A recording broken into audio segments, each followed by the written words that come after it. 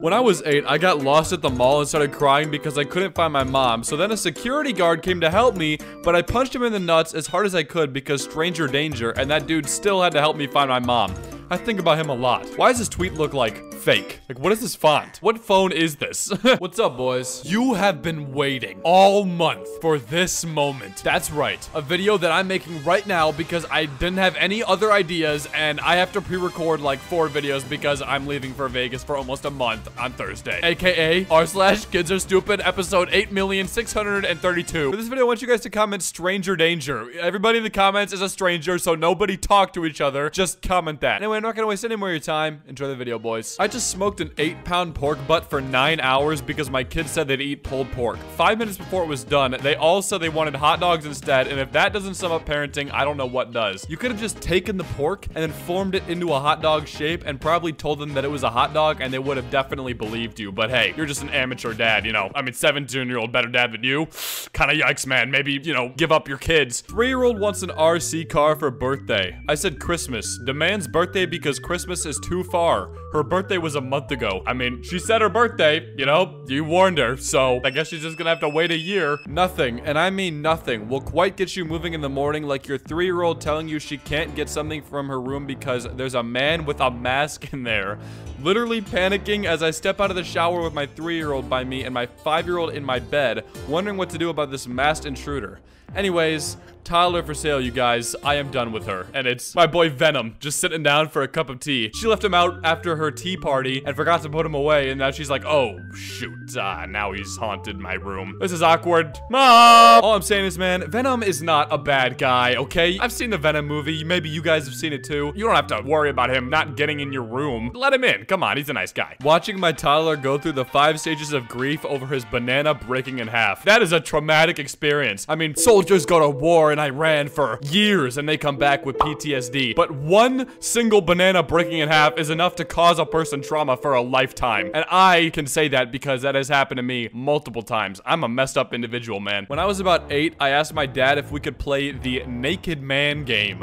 My dad, trying not to panic, asked me what it was. I responded, it's the one we play when the babysitter is over. He then asked me to show him where the naked man game was, so I took him to the closet, opened the door, and pointed up to Operation. He told me years later that he nearly had a heart attack. I think any little kid telling you to play the naked man game would cause you considerable panic. Imagine they like took you to this dark closet and you're like, okay, so where's the game? And you're like, right here, where me and Uncle Billy hung out yesterday. I was helping a 1st grader with her summer homework. Question, which month comes after November?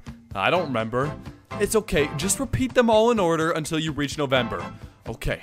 January, February, March, April, May. Child obviously forgetting about the homework and staring into nothing. Me.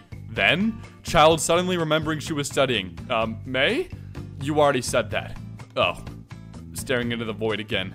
Me who was now sweating. Sweetie, what comes after May? She was not listening to me. January? Me. No, January was the 1st. You were doing great. Come on. What month comes after May? Autumn?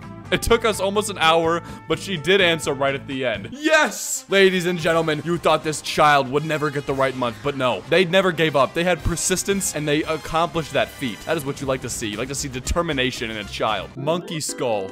Used by Dr. Hans Hansen of Logan. Dr. Hansen has used this on his desk and told the children that it was his skull from when he was a little boy. Yeah, he's like, I actually got this removed when I was a child, and this is my old skull, and I use it in this museum to show all the little kids what it's like when you have a little skull. And they're all like, wow, I want to remove my skull. And he's like, well, I wouldn't recommend that. Apparently the kids at summer camp are obsessed with playing an IRL version of Among Us, and today I helped scheme with the other interns and counselors to come up with a list of tasks for the kids to do, which is really just chores to be done around the farm that we don't want to do. And they love it.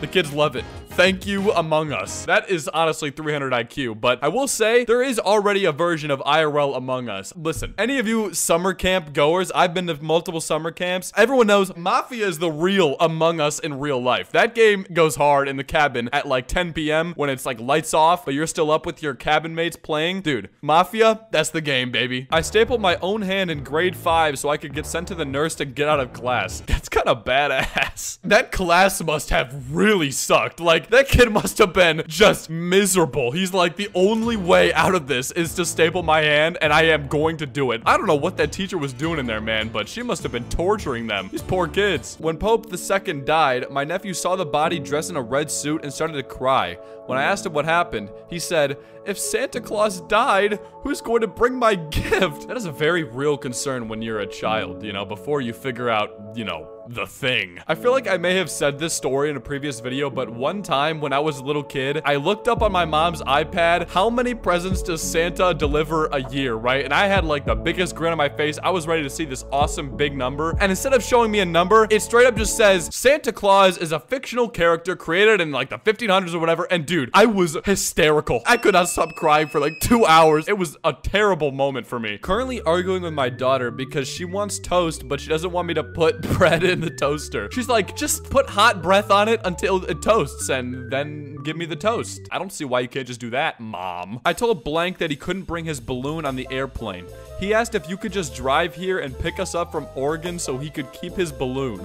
Does that work for you? What? Dude, if someone texted me this, I would be like, yo, get your stupid kid out of my life, okay? I don't even want to talk to you or your whole family ever again. All right, man? I don't care about your stupid kid's balloon. I will go over there and personally pop it with a nail. 6-year-old. What is the biggest country in the world? 7-year-old, knowledgeably, no one knows. They're all big. 6-year-old, nodding. Only God knows. Ah, yes, only God up in heaven knows the answer to what the biggest country in the world is. Even though we do have maps that show the entire world and we can very clearly see the biggest country in the world because it's basically the same size as a continent, only God knows the true answer. Chris Hemsworth, holding my little man's hand and asking him the age-old question, what do you want to be when you grow up?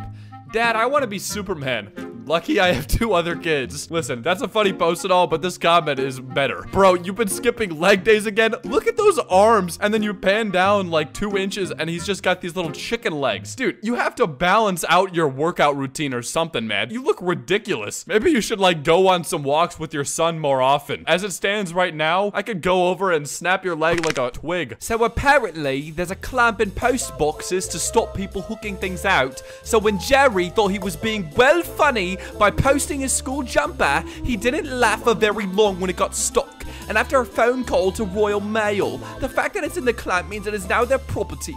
Also, I have to now pay the bloody postage after it's gone round the postal system to get it back. Trying to make that horrible British accent just took all the energy for me out of this post. I don't even know what's going on. I barely even paid attention to what I was reading. Now I just am looking at this kid screaming, trying to pull some cloth out of what looks like a fire hydrant. So that's my commentary addition to this post. When I was 10, I lied to my friend that I dunked a basketball, regulation height. He said, no way, and wanted me to show him. So I spent the next 20 minutes jumping and failing, only to tell him I wasn't wearing the same shoes. WTF. You're like, sorry, man, I actually have to go get my super high jump shoes because those are the only ones that will let me jump that high. And I was wearing those when I was doing that, and then I took them off because they're uncomfortable. So, you know, maybe I'll just show you another time. How does that sound, huh? Today I asked a kindergartner if Friday was his favorite day of the week, and his response was, I don't know. I don't know a lot of things. I'm confused all the time. Same, little man, same. That dude is just like, I don't know. I'm a kindergartner and I already gave up on this life, man. I'm so tired of this garbage. I regret saying this, but one time when I was 10 or 11, I showed my mom a 9/11 video, and I said my favorite part was when the towers collapsed.